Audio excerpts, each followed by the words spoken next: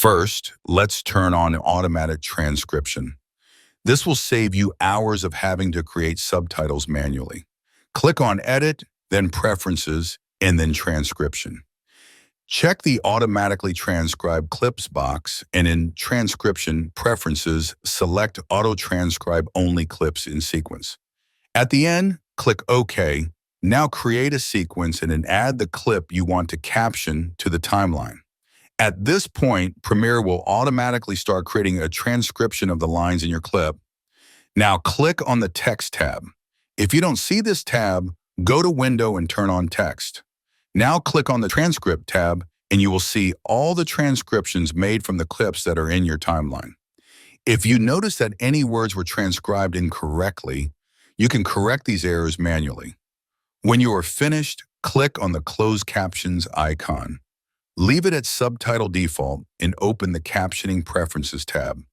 Here you can pre-configure the captions that will be created, and if you want the subtitles to be displayed in only one line at a time instead of two if necessary, click Single in the Lines option.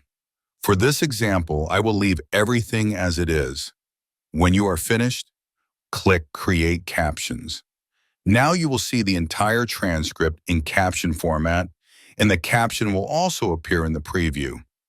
Also note that a specific track was created in the timeline for the captions. If at this stage you also notice an error in the caption, you can also correct it by double-clicking on the part you want to change.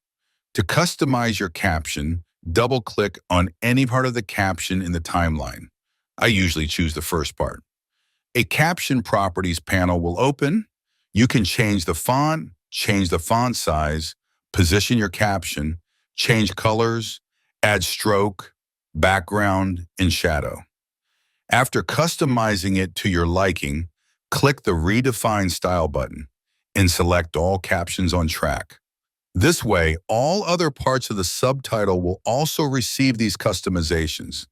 If you want to save this customization, click the plus button and click Create Style. Give the style a name and click OK. Now the style will be saved in the track styles list for you to use in other projects. It's not Shakespeare. It does not speak in memorable lines. My inner voice always gives it to me straight. For more tips like this, subscribe to the channel, activate the bell notifications, and leave a like. The person sitting next to me is the one I'll be spending the rest of my life with.